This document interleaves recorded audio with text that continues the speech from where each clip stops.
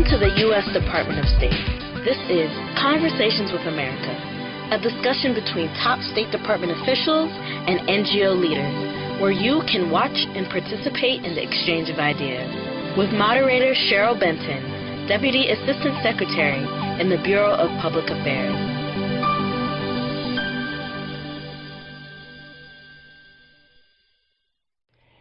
Hello, I'm Cheryl Benton, Deputy Assistant Secretary in the Bureau of Public Affairs, and I'd like to welcome you to Conversations with America. Today we're here to discuss the hemispheric agenda, democracy, prosperity, and social inclusion. We'll address both the opportunities and the challenges that the U.S. government and NGOs face when partnering with the Western Hemisphere. Now let's introduce the experts that will be joining us for this discussion. We are privileged to have here with us today Roberta Jacobson, Assistant Secretary in the Bureau of Western Hemispheres, Diana Negroponte, Senior Fellow with the Latin American Initiative at the Brookings Institution, and Michael Shifter, President at Inter-American Dialogue. Thank you all so much for participating in this program. In the Western Hemisphere, the United States is committed to forging robust, equal partnerships with the countries of this region. We are working with our partners in the Americas to generate broad-based growth through open trade and sound economic policies, to invest in the well-being of people from all walks of life, and to ensure democracy responds to the demands of all of our citizens. Roberta, could you start us off by giving us an overview of the hemispheric agenda and its importance to U.S. foreign policy goals? And then I'd like to turn to Diana and Michael to have you talk about your respective roles. Roberta? Thank you, Cheryl. It's great to be here. And it's a really important time in this hemisphere. I think that what's going on in the hemisphere and the Obama administration's foreign policy towards the Western Hemisphere is in some ways a model for foreign policy initiatives around the world. What we're creating in this hemisphere are flexible and equal partnerships. As the President has said, there is no senior or junior partner in these partnerships.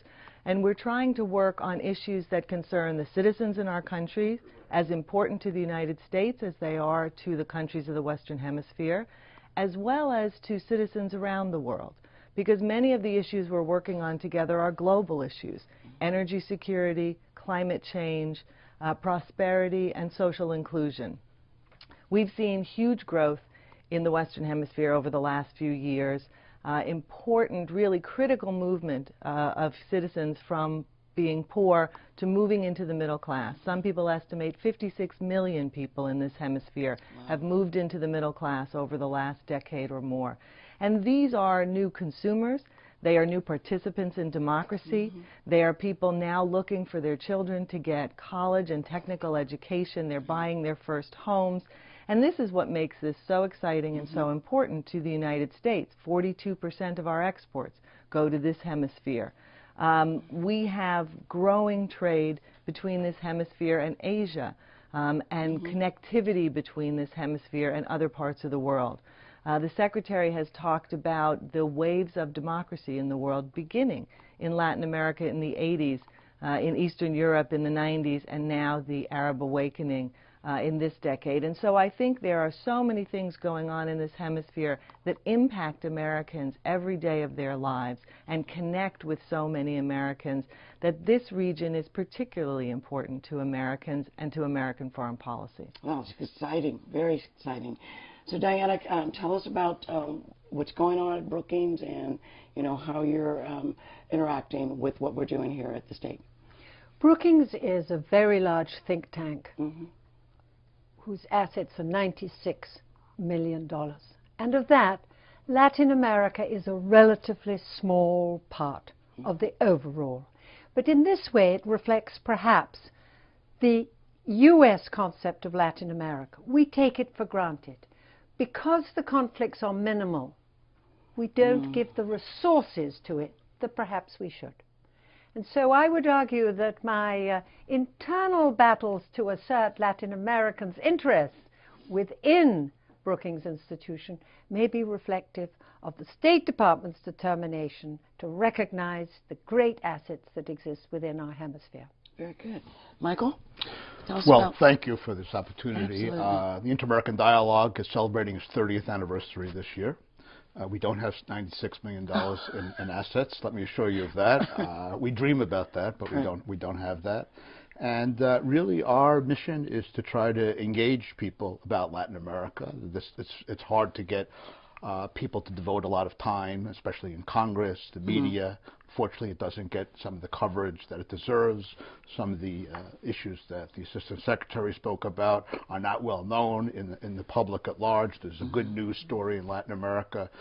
We try to share that perspective, engage good analysts to talk about that. And we also give a platform in Washington for Latin American perspectives of people that are doing interesting things, both within the government as well as in the private sector, the non-governmental sector, to share their thoughts and their experiences about what they're doing, because there's not a lot of knowledge about the region in Washington. Right. And so we try to promote that and foster that and provide more opportunities for those kind of exchanges. God, that's great.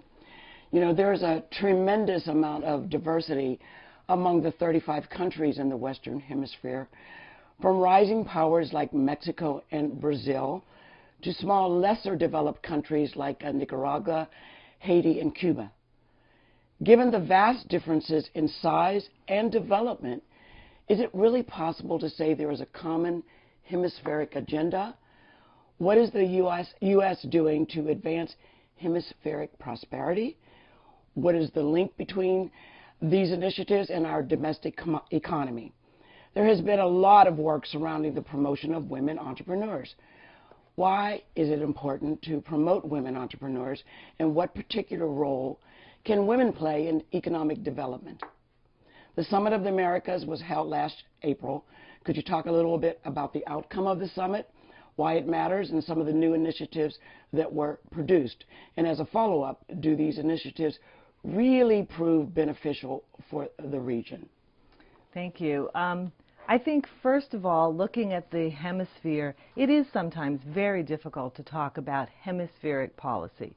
There are certainly commonalities throughout the region in the way we engage, the processes we use, wanting to partner with countries that are interested in partnering with us, and in reaching out, as we have talked about repeatedly, to three legs of the foreign policy stool: to governments, to the private sector, and to civil society. Those are common across the hemisphere. But there are huge differences, as you said. One of the most important things in this administration has been to really amplify and ramp up our dialogues, our strategic dialogues with big countries in the hemisphere. Brazil, Mexico, Canada, Colombia. Those countries with whom we have a huge amount in common, have great potential, are really the emerging powers in many senses, or have been longtime partners, such as Canada.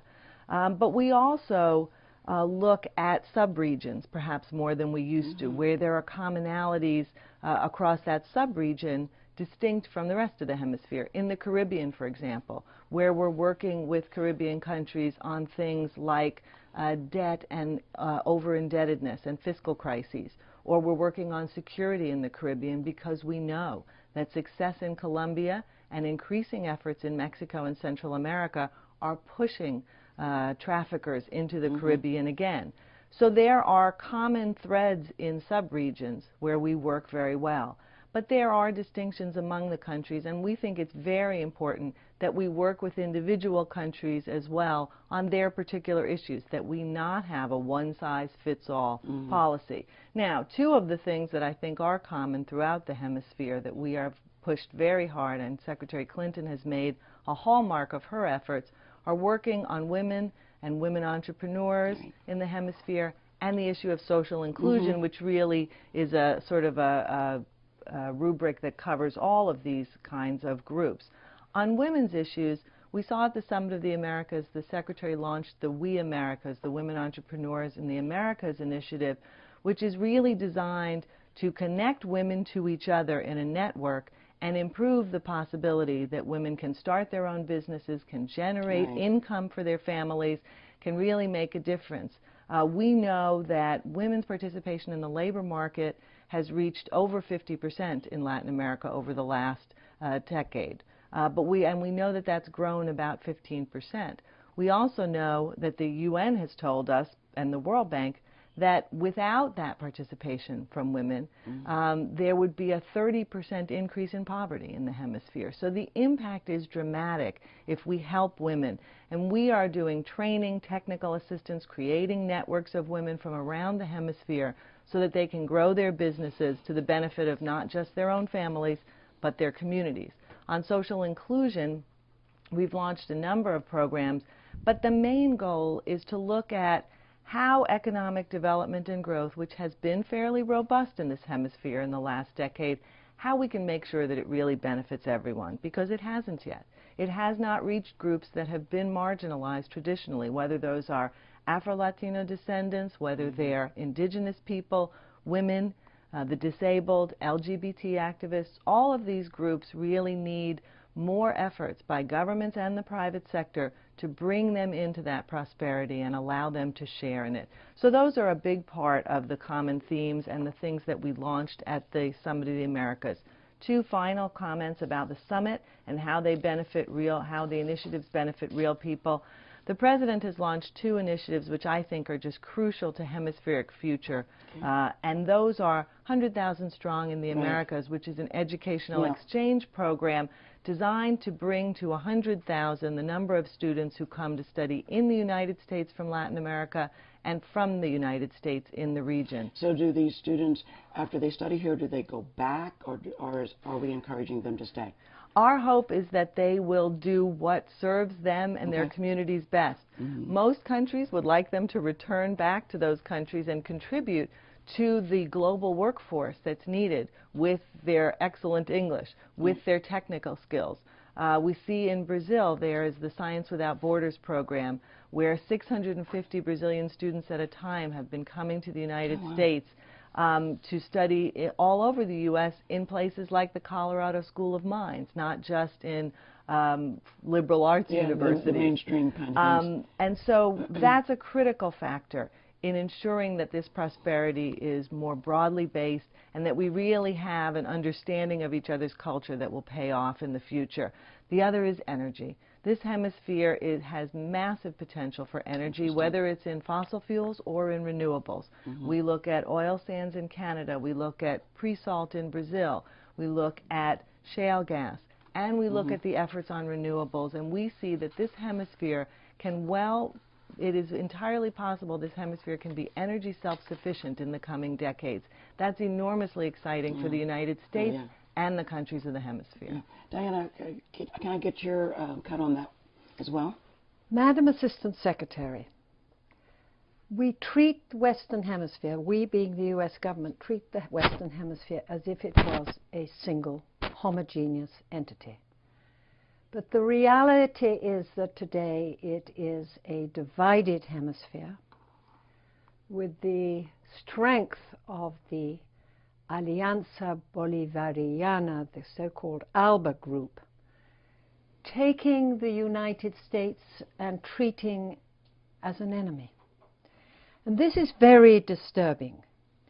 And we have to find ways in which we can tackle the problems of exclusion, of poverty, and lack of infrastructure in a way that finds the common interests, the common areas where we can work together. Furthermore, and I'm sure Michael will take this up, Cuba is a part of this hemisphere. And we are watching developments take place in Cuba, some fairly radical, some on a slow move forward. But we have to take into account that Cuba, in the medium term, needs to be re-embraced within the community of the Americas. Michael, can you jump in on that?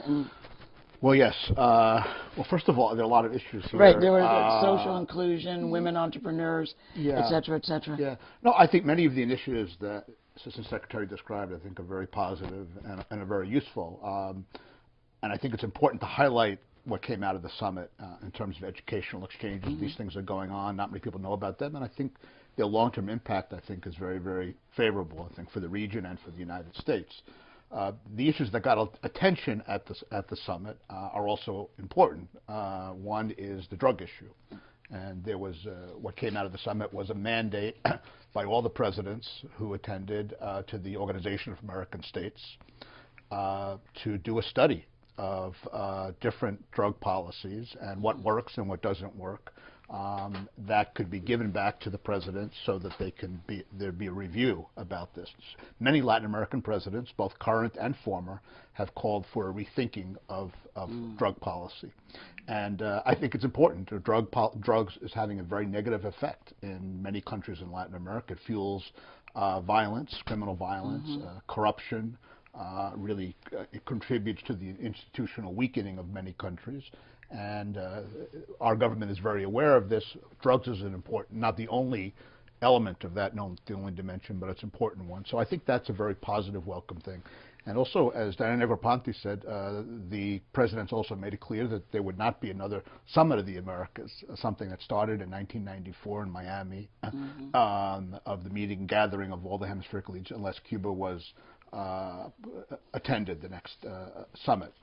Now, there's some time between now and the next summit. A lot of things can happen, but it certainly sends a message of really advocating a closer, deeper engagement and trying to promote democratic change in Cuba in a different way. The current approach, the census in many Latin American countries hasn't really worked very well. So that is very, very important. Social inclusion, I think, is now sort of the buzzword in Latin America. I think it's also very important. The question is how you do that. The ALBA countries that Diana referred to also talk about social inclusion. They have a different approach, what they mean about social inclusion. I think it's important to link it to democracy. Right. And I think there are countries like Brazil, like Colombia, like Uruguay, others that are making this a high priority, that combine social inclusion with democratic safeguards and human rights. There are other countries where I think that's a lot more problematic. Can I jump in on a couple of things, Cheryl? Thank you. Michael is right, of course, as is Diana, about some of the things that were discussed at the Summit of the Americas, in which we have differences with some of our neighbors. Looking at the issue of drug trafficking, and I would broaden it out, I think this administration has done us a great service by talking about citizen security, because it isn't just drug trafficking which hurts citizens of the region and creates this violence. It is gangs, it is contraband of many sorts, trafficking in persons, etc. And the fact of the matter is, when you look at surveys in Latin America, personal safety, citizen security always ranks among the top two issues of concern for citizens, and that is common throughout the hemisphere, despite the differences in countries, and I agree. Yeah, it does. And so we do need to address this issue. But there is a part of this issue that I think gets relatively little attention, but is incredibly critical, where we're working, and takes longer, quite honestly. We have to have patience, and that is institution building, and in particular the rule of law, and ensuring that institutions that are to deliver justice can do so fairly, transparently, and speedily. And that isn't the case in many countries right now. That's right. And so whether we're talking about judicial systems or penitentiaries or alternate dispute resolution so things don't go to trial, we really do need to work on that. That's critical not just for fighting crime, it's also critical for investment and for building businesses and prosperity. So that is a longer-term project that I think we and our partners have to focus on a great deal more, and we're doing a lot in that area. But the President was very clear in Cartagena. We welcome the discussion, including about drug trafficking and policies that may work and others that may not work. It's important to have that discussion, to see how that study proceeds at the OAS, and then to honestly evaluate what works and what doesn't. Right. On the issue of Cuba, I think nobody in this administration would be happier if we were to have Cuba at the next summit. A Cuba that is democratic, a Cuba that is open to the world would be a very good thing to have at the next summit. So given the fact that we as a hemisphere have committed to democratic principles, principles that remain relevant and important throughout the hemisphere, We too would like to see Cuba there at the next summit, but only if they are a member under those conditions. Right, right. In the region for recognition of marriage and adoption rights for LGBT individuals, how can the United States and summit participants promote inclusion and basic human rights for LGBT communities? Promoting democracy is another important component of the hemispheric agenda. So, Roberta, can you just lead us off with that piece, and then I'd like to go to Michael and to Diana to jump in. I think, let me start with the broader issue of promoting democracy and then the specific issue of LGBT rights in the hemisphere. On the promotion of democracy, I think Michael alluded to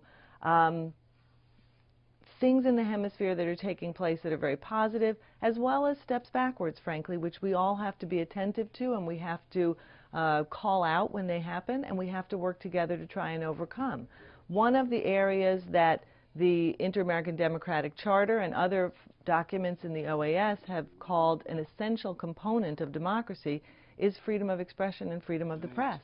This is a critical issue, and I think we have seen some threats to that in the last few years. And we want to make sure that we all speak openly about those threats, and that in this world of new media and digital media and new voices, we ensure that the broadest possible opening is given to those new voices, as well as the traditional print or other media, and that those things are not quashed by governments or, frankly, by violence or criminal activity, which may also threaten journalists. We know that in Mexico, journalists are enormously threatened by drug cartels in Central America as well. So there are areas of democracy where we continue to need to work throughout this hemisphere, and I think we are working cooperatively on many of them.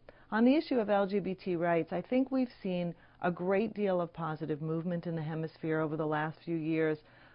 Legalization of laws that have been passed on anti-discrimination, various forms of acceptance and tolerance throughout the hemisphere. That is not universal in the hemisphere. There are still places where there are very restrictive and intolerant laws, and more importantly, perhaps, there are places where there have been grave threats to LGBT activists or to individuals because of their sexual orientation. So it's an issue which I think is just beginning to be openly discussed in the hemisphere and deserves a greater airing so that we can all work together to ensure those rights are given to all people throughout the hemisphere.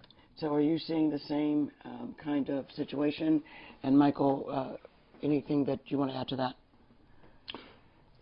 Well, I would say, first of all, that Latin America, I mean, there are three components of democracy. One is elections, which are important and taking place. There's social justice or social inclusion, which I think there's a lot of emphasis. And then there's the rule of law. And the rule of law is the tricky one and the problematic one. And I think there is some backsliding in a number of countries, as Assistant Secretary alluded to, and freedom of the press is one area of great concern, frankly, and intolerance in some environments of the role of the press and non-appreciation of the democratic role of the media and the press in a number of countries.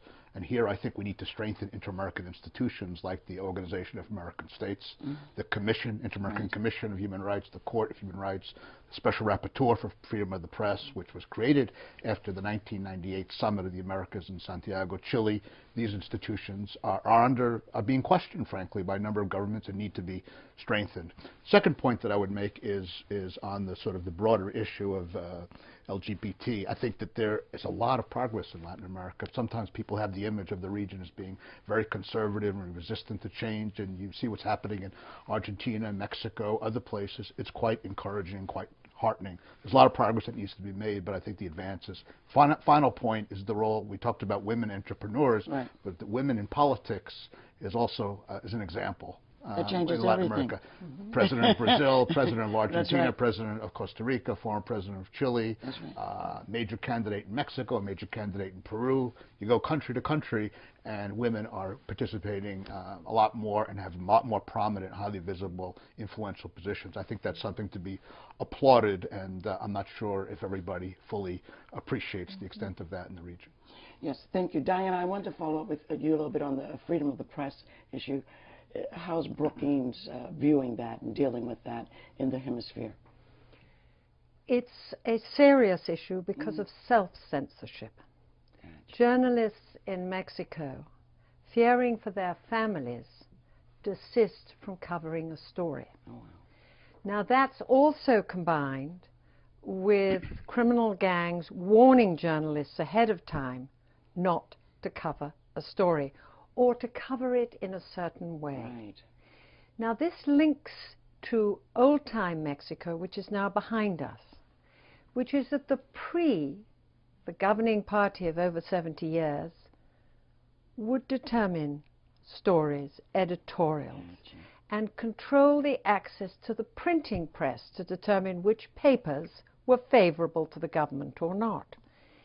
That all changed in 2000. And Mexicans are really enjoying that freedom to read critical stories about their government, critical stories about their political system, and causing a debate within the society which is very healthy, including a debate on LGBT. Okay. Yeah. This debate has to continue. And I do not see this debate affected by the criminal violence. The criminal violence coverage is exclusively on criminal violence, not on the broader issues that we've been discussing this morning. Very good. As a follow-up, elections alone do not constitute democracy. What more does the United States want to see, and how is the U.S. prepared to use its influence? Roberta? Well, I think it's absolutely right. I think for a long time we thought that we were beyond the issue of elections in Latin America or in the Western Hemisphere in general, that election freedom, transparency was assured throughout the hemisphere. So I would start by saying, while we know that elections are not enough, we still have to focus on elections. Okay. Elections do still matter.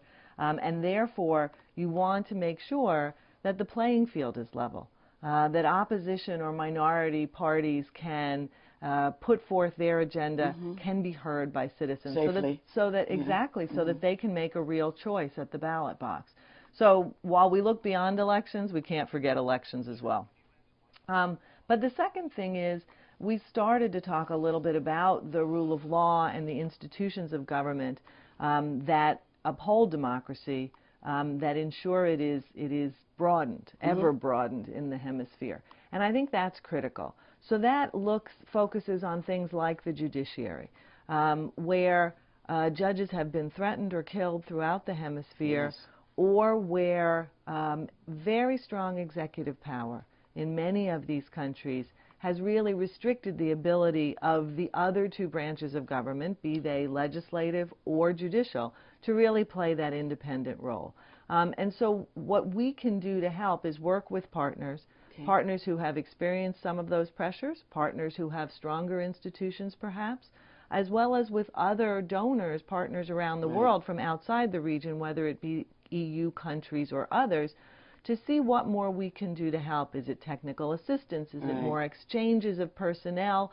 That's what we can do in addition to the bully pulpit, which is really never enough. But we also are working within the Organization of American States, as Michael indicated, on the institutions such as the Inter-American Commission on Human Rights, institutions that really have been in the forefront of protecting individual and human rights throughout the hemisphere, have been a model for others.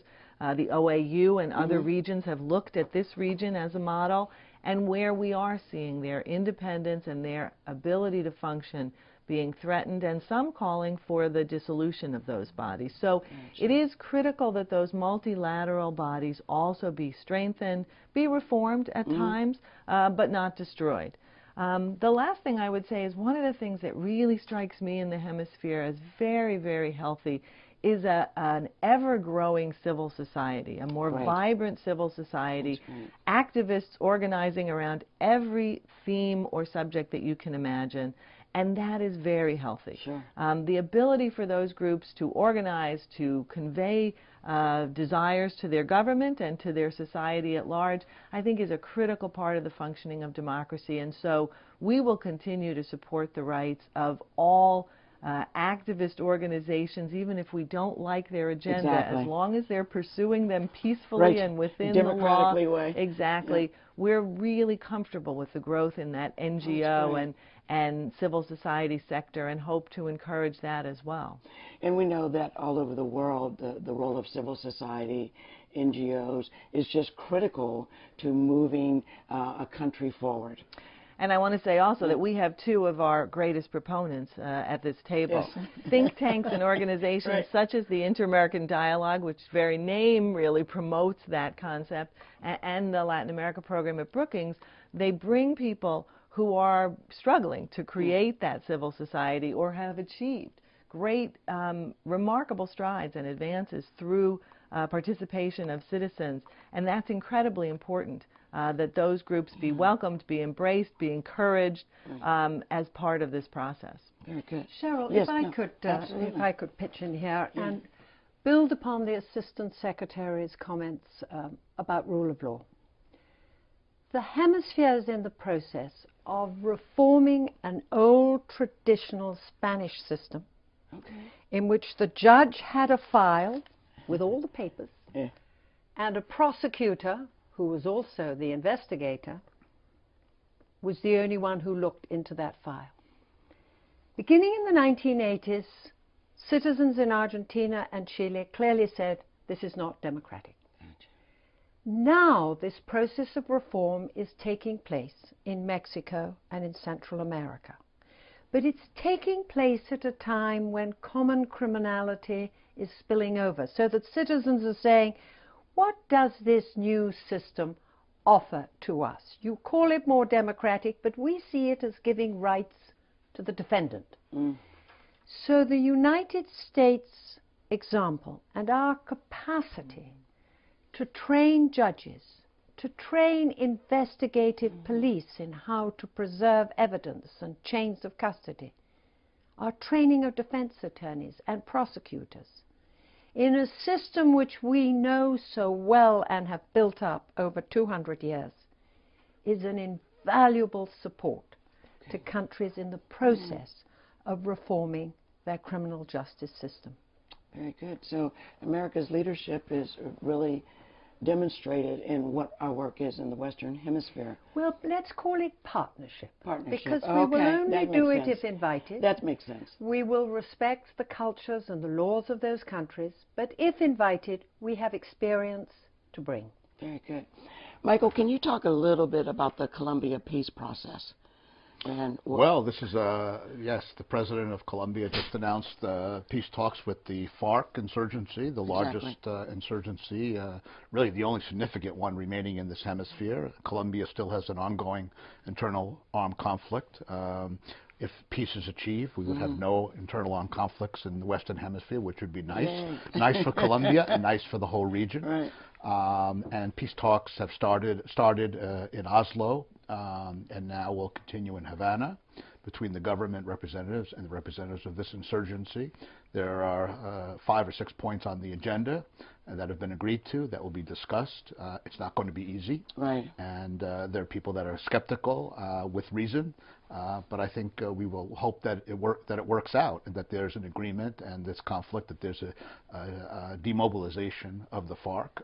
They have really created very, very tragic circumstances in Colombia. It's had a huge cost for Colombia. It's a country that's doing well but could even do a lot better if they're on conflict. Economic growth, they'd be even more prosperous. They'd have more resources for social development. The politics would be a lot easier if you didn't have an armed group. There are about 8,000 or 9,000 armed combatants. It's been cut in half over the last decade or so, but still they're causing a lot of problems. And they blow up infrastructure and kidnap, extort, very involved in the drug trade. And so if some of these issues could be worked out between the government and the FARC, I think that would be a major, major step forward for Colombia, for the region, and for the United States. I think it would be a very positive development, but I don't think anybody should have any illusions that it's going to be easy. There are enormous obstacles, and there are a lot of skeptics out there, but I think you have to give the Colombian government the benefit of the doubt and hope that they'll succeed. Right, I may be telling my age, but you have to give peace a chance. Anyway, we're at the conclusion of our show, and I wanted to give each of you an opportunity to share your final thoughts with us. And Roberta, I'd like to start with you. Thank you, Cheryl. I think I would build a little bit on all of what's been said, and Michael has closed with one of the most hopeful developments in this hemisphere. We're seeing the launching of peace talks in Colombia, I think with a better chance than has ever been the case before. A very important advance in this hemisphere, and something that the U.S. government strongly supports, and we've been very public about that. We're seeing a transition in Mexico, only the second transition from one party to another, that's moving along very well, and looks likely to bring continued sort of democratic development that we've seen in Mexico, and is being undertaken very seriously by both parties without rancor, which I think is enormously positive. Engagement with Brazil on a level that we've never seen before, visits by our president and by President Rousseff to the United States, strategic alliances on so many issues, energy, and so many other areas with Brazil that we have never had before, and engagement on the issues that matter to citizens every day. And so for a hemisphere that is our hemisphere, where we have so much in common, so many family ties, so many citizens in the United States of Latin American and Caribbean heritage, I think this hemisphere matters enormously to the United States. And despite the fact that it may not always be above the fold in the press, there is a lot going on that should concern us, does concern us, and where we're working very hard. Great, thank you. Michael, could you give us your final comments? Well, thank you for this opportunity. What I would say is that, we've talked a lot about the U.S. promoting judicial reform or role of women entrepreneurs, which is very important. I just want to emphasize that I think that the best thing the United States can do is at home for Latin America, especially its economy. That's not the responsibility of the Assistant Secretary to fix the U.S. economy. Others have that job. But to the extent that that succeeds, that just helps enormously. If the U.S. could get its fiscal house in order, I think would be a major step forward and give more resources to do more things, and would also, I think, be an example. And I think it would just help it in a lot of ways. And I think other ways, too, also are, we alluded to the drug issue. We're doing a lot on the drug issue at home. I think perhaps more could be done to reduce consumption in the United States, demand in the United States, the flow of arms that go from the United States, flow of money. All of these things are on the agenda, I realize, and steps have been taken that I think are positive. But I think to the extent that we can make even further progress on developments within the country, on the agenda here, I think that would have very positive consequences within Latin America, and I think would be viewed very, very favorably by our partners to the south. Absolutely. Perhaps one of the most important of those would be comprehensive immigration reform. Yes. Which has been and we haven't even really touched on that, but that's just critical to everything moving this country, this hemisphere forward. Diana? My final remarks are going to be focused on energy, because this hemisphere in its totality has the potential for a third of the capacity of the proven reserves of energy in the globe. Oh my goodness. Water, coal, oil, shale, gas, as well as the alternatives which we're also eager about, solar, wind. The program Connecting the Americas 2022 was a Colombian project which the U.S. government has supported fully and endorsed and is committing funds and techniques and expertise to. Because if we can create these combined electrical grids, join the electrical capacity to create larger grids, those areas which have an excess during rainy periods, when the hydroelectric is working, can sell that electricity to those areas in need. That larger electrical market will attract the private sector to invest, will reduce the costs of electricity, and will enable communities, rural communities, marginalized communities on the outskirts of town, to enjoy all those lights that are around us this morning, as well as the opportunity to go to school and to learn better. So Connecting Americas 2022 is my final message. Let's Okay, well, terrific.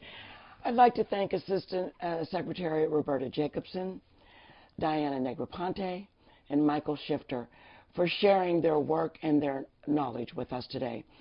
I'd also like to thank each of you for joining us today. We hope that Conversations with America will continue to inform citizens about the administration's efforts to address the challenges of the 21st century. We look forward to engaging with you again very soon. Thank you.